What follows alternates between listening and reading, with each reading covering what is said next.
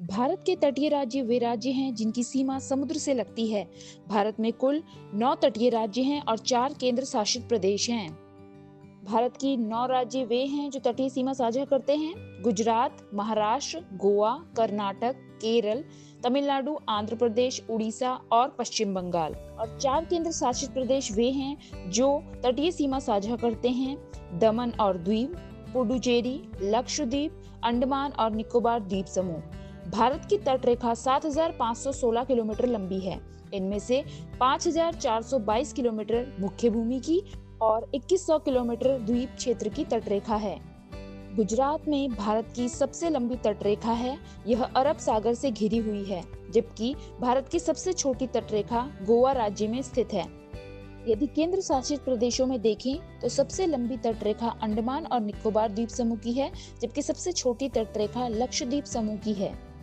भारत का पश्चिमी तट गुजरात से लेकर केरल तक फैला हुआ है। इसे हर एक क्षेत्र में विभिन्न नामों से जाना जाता है। गुजरात के क्षेत्र में इसे काठियावाड़ तट के नाम से जाना जाता है, जबकि महाराष्ट्र के क्षेत्र में इसे कोंकण तट कहा जाता है। गोवा और कर्नाटक के क्षेत्र के बीच का तटीय क्षेत्र कन्नड़ तट के नाम से जाना जाता है, जबकि केरला वाला जो क्षेत्र है उसे मालाबार तट के नाम से जाना जाता है। इस मैदान के जो 3 खंड हैं, इन 3 खंडों को कोंकण, मध्य खंड और दक्षिणी खंड यानी कि उत्तरी खंड, मध्य खंड और दक्षिणी खंड के नाम से जाना जाता है। इस मैदान में तट के किनारे की जो नदियां होती हैं वो ज्वार नद मुख बनाती हैं, जिसे कहते हैं एस्चुरीज बनाती हैं। यहाँ के मैदान की मिट्टी कम उपजाऊ होती है और इसके पोषण मूल्य भी थोड़े कम होते हैं।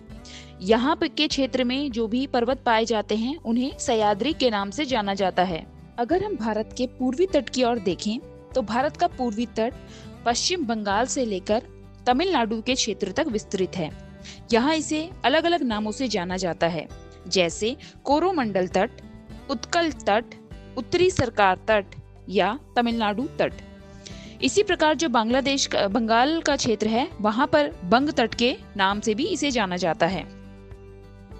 पूर्वी तटों के मैदानों में उपजाऊ लाल और काली मिट्टी पाई जाती है। इन मैदानों में अलसी, गेहूं, ज्वार, चना और मूंगफली जैसी फसलें उगाई जाती हैं।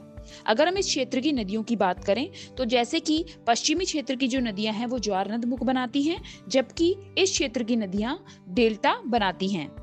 पूर्वी तट की पर्वतीय श्रृंखला को महेंद्र रेंज के नाम से जाना जाता है। यह एक असंतुलित पर्वत श्रृंखला है जो भारत के पूर्वी तट के समानांतर चलती रहती है। आशा है आपको भारत के तटीय क्षेत्रों से जुड़ी हुई ये जानकारी समझ आई होंगी और पसंद आई होंगी। प्लीज चैनल को लाइक एवं सब्सक्राइब करना ना भूलें। Thanks for watching this video.